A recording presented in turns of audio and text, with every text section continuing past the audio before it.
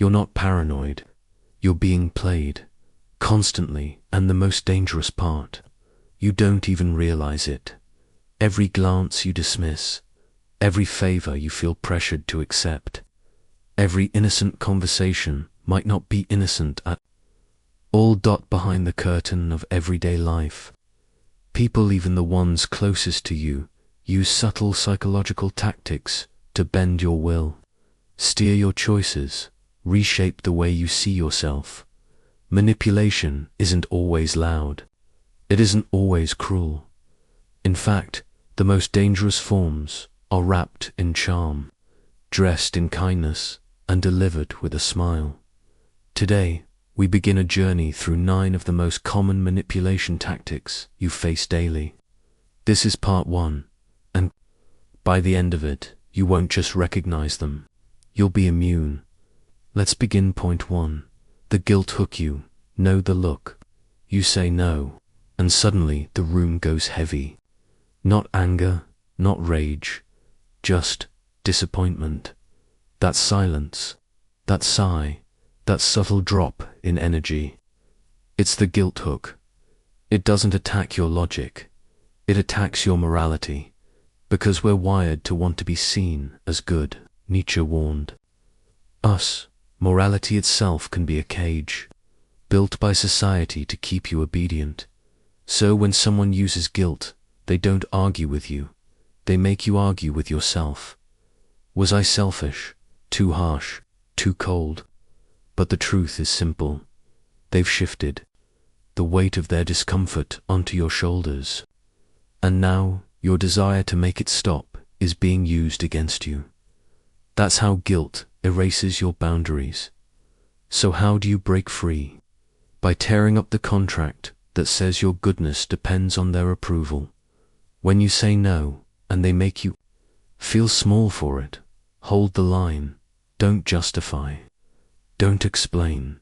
You owe no apology for protecting your energy, because guilt can only control you if you believe kindness means abandoning yourself, too. The shifting mirror. Ever walked away from an argument feeling like you were the problem, even though you were the one being disrespected? That's no accident. It's the shifting mirror, a tactic designed to flip the blame onto you until you're not even sure what's real anymore. Here's how it works. You confront someone for lying, insulting, or crossing your boundaries. Instead of owning their actions, they pivot. You're so dramatic. You're impossible to talk to. Maybe if you weren't so sensitive, I wouldn't act this way. And suddenly, you're no longer holding them accountable. You're defending yourself. This is psychological sleight of hand. Not by denying what happened, but by questioning you, your memory, your reactions, your sanity. And in that fog of doubt, they win. Why? Because your brain craves peace. And when someone destabilizes your certainty, you'll accept even false blame just to feel stable again, Nietzsche warned. Power doesn't always roar. Sometimes it whispers through confusion. A manipulator doesn't need to overpower you. They just need you to doubt yourself. So how do you resist? Anchor yourself to the moment, to the facts, to how it made you feel before they twisted it. Don't chase their story. Stand in your own. Say, this isn't about my feelings. It's about your actions. Then stop. Silence is the antidote. It starves them of the chaos they need to stay in control. When the mirror breaks, you finally see who was really behind the cracks. 3. Fake vulnerability. Not all openness is real. Not every confession is honest. Some people weaponize vulnerability. They tell you something raw, a trauma, a painful memory, a secret that feels heavy and intimate. And suddenly, your guard drops. You feel trusted. You feel needed. But underneath, something's off. Because this isn't vulnerability for connection. It's vulnerability for control. This is the faux vulnerability trap. It's bait, a shortcut to your empathy. a way to hook you into loyalty before you even know who you're really dealing with. You hear their pain, and you feel the unspoken contract. I can't leave them now. I can't say no. I owe them. But true vulnerability has no strings attached. Manipulative vulnerability works because emotional confessions disarm us. They flip the power dynamic by playing weak, forcing you into the role of caretaker, and once you're in that role, you're easier to control. NZ knew that power often hides in the performance of powerlessness. When someone appears broken, we feel safe, but we also feel responsible, and that's the trap. They're not asking for support. They're demanding emotional debt. So, how do you see through it? Watch for timing. Authentic vulnerability unfolds slowly, mutually, and without agenda.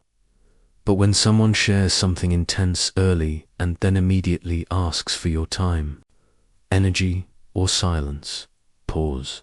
Ask yourself, do I feel connected or cornered? Because if their openness makes you feel obligated, it's not intimacy, it's ENTR, ament. Stand firm. Your empathy should never be used against you. Real connection invites. It never. COERCES. And now here's where it gets dangerous. The next tactic is quieter than guilt, sharper than blame, and more invisible than fake vulnerability. It doesn't raise its voice. It resists your confusion. Once you spot it, you'll realize just how often people use it to control your decisions without ever saying a word. We'll uncover it next, and after that, 2 more tactics, that are even harder to defend against, unless you know exactly what to look for. Stay sharp, it's about to get darker. Delay, loop say. Let me think about it. Maybe next week. I just need some time. But deep down, you already know they didn't intend to follow through. This ISD delay loop, one of the most passive yet powerful manipulation tactics. It gives the illusion of progress while holding you in place. Why does it work? Because it keeps your hope alive. It drips just enough possibility to stop you from walking away. And the moment you bring it up again, they say, you're being impatienter, worse, you're too demanding. NZ would say that those who can't act often invent elaborate excuses to disguise their willful inaction. But behind every maybe later is usually a no. They're too cowardly to say out loud. What's truly being manipulated is your time, your sense of emotional momentum. You stop asking, you start waiting. You begin justifying their silence as space one. Really, it's a leash. How do you escape it? By refusing to negotiate with someone cannot give you clarity. Give yourself closure. Say it once. Say it clearly. And if they hesitate, talk at their delay as your decision. Because your piece is not a puzzle they get to wrench endlessly. Quiet comparison, you weren't even competing. But suddenly, you feel like you've already lost. This is the quiet comparison when Samoan brings up others subtly to Mako, feel less than. They say, Sarah handled this so much better. Most people would have done it by now. You're not like others I've worked with. They were so much more disciplined. At first it sounds like feedback, maybe even motivation, but it's not. It's a silent war on your confidence, engineered to keep you striving for approval. You'll never feel a resi. Why is this so effective? Because it weaponizes your desire. Tobelong NZ believed that comparison is a form of psychological control used by the mediocre to chain the exceptional dot. And in this case, they don't need to insult you directly. They just need to praise someone else. In your presence, what happens next? You doubt yourself. You start performing. You try harder, not out of joy or inspiration, but out of quiet desperation to reclaim your worth. How do you stop this? By removing yourself from invisible races. You don't need to outperform a ghost. You don't need to live in someone else's shadow to feel worthy. And most importantly, you'd need to keep proving your value. Tasmanian, who keeps shifting the goalpost, recognize this tactic not as guidance, but as an attempt to shrink you into a submission, then stop playing their game. Selective memory game. They remember every favor they did for you, but suddenly forget everything you did for them. This is the selective memory game, the tactic of asymmetrical emotion accounting. It's not just forgetfulness, it's strategic. When someone highlights their but conveniently deletes your photos, they're creating an artificial one where you always feel indebted. They say after everything I've done for you, but never mention the nights you stayed up for them, the money you lent, the calls you answered, the kindness you gave without needing a receipt. Nietzsche would warn, beware of those who keep emotional scorecards, because for them, giving isn't about love, it's about leverage. So why does this work? Because you start internalizing thimblins. You feel guilty for asking for anything. You overcompensate to pay a debt that shouldn't even exist. How do you break free? By stepping out of the frame. You don't owe what was given freely. You don't owe to match their memory, especially heened. It's curated for manipulation, and if someone brings up their kindness as a weapon, it was never kindness to begin with. Call it out, not loudly, just calmly. Say, I didn't realize you were keeping track. I wasn't. Then stop engaging. Gratitude is beautiful, but gratitude under pressure, that's control dressed as grace. And this is just the beginning, because it's final set of manipulation tactics. The ones that come next are even more subtle, more disguised, and far more dangerous. They don't just twist how you see others, they twist how you see yourself. And once you recognize them, you'll understand why you've tolerated so much for so long. Let's finish this. Mirror, they mess up and make it your fault. They forget plans, miss deadlines, cross boundaries, and then say, I'm just broken. You know I'm like this. I never said I was perfect. And suddenly the conversation shifts from calling out their behavior to comforting them for it. This is the self-sabotage mirror. A tactic that uses fragility as a shield, making you feel like the villain for expecting contanty. Why is this so hard to escape? Because the Thatha appear wounded and you're not effortless. So you drop your anger, pick up their pain, and become the caregiver, not the person who deserves repair. Nietzsche would see this for what it is. A power move hidden in helplessness, because true weakness doesn't deflect. But when someone turns every consequence into a sour story, they aren't asking for they're demanding leniency without change. So how do you respond? With clarity, not cruelty. You can understand someone's past without excusing their present. You can show compassion without cleaning up by chaos.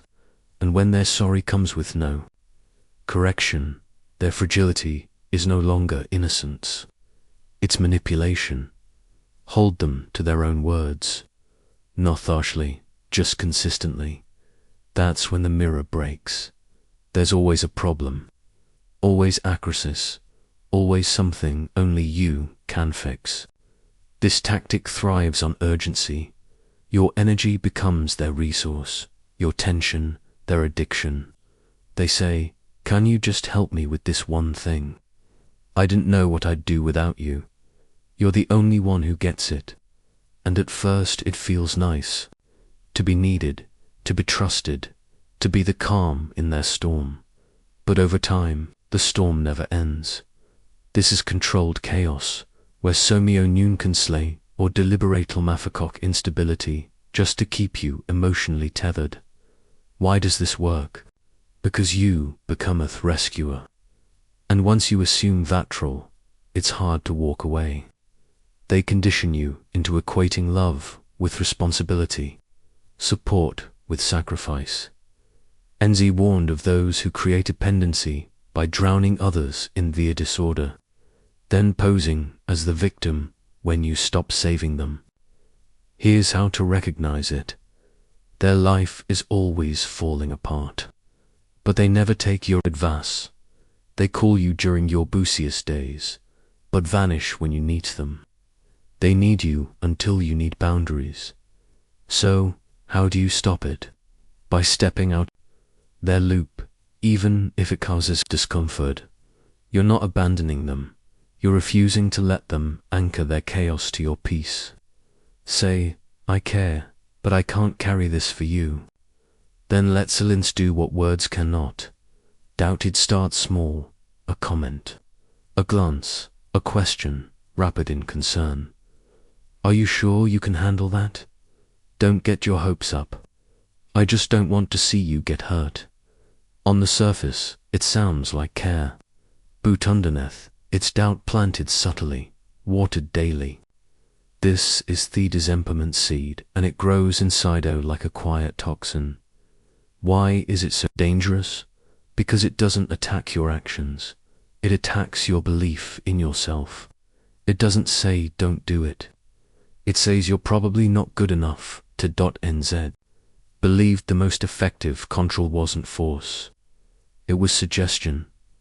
Convince someone they're small and they'll build their own cage. Here's how it works. You share a dream, they raise an eyebrow. You hit a milestone, they minimize it. You express excitement. They say, don't get too comfortable. And over time, you shrink. Not because they were right, but Baker let their uncertainty override your inner truth. So, how do you take your power back? By identifying the voice and separating it from yours. Ask, do I really believe this? Or was I told to believe it? Then reverse the seed. Each time your abuto say, I don't think I can. Finish the sentence with because someone unsooned me. Doubt myself, then move anyway because they're fearsome your future. And your greatness does need their permission. And now you see it. The guilt, the mirroring, the feigned openness, the shifting goalposts, the crisis manufacturing, the subtle doubt, all of it. Strategies to confuse, to delay, to suppress. But now you know the language. You've seen how it's spoken, felt how it twists your gut, and most importantly, learned how to stay grounded through it. Enziesked us to stop trusting people. Heesked us to start trusting ourselves more, to see through the disguise. Torfuse the performance, and to stoffending over our freedom in exchange for validation. So if you take one thing with you from this breakdown, let it be this. Silence is power, clarity is resistance, and boundaries are your liberation. You are no longer their puppet, not today, not ever again. If this resonated with you, even a little, it means you're already starting to see what most people never notice. Let me know in the comments which of these manipulation tactics have you experienced the most, and if this helped you see things more clearly. Subscribe case. We're just getting started. Asterisk, thanks for listening, bye bye.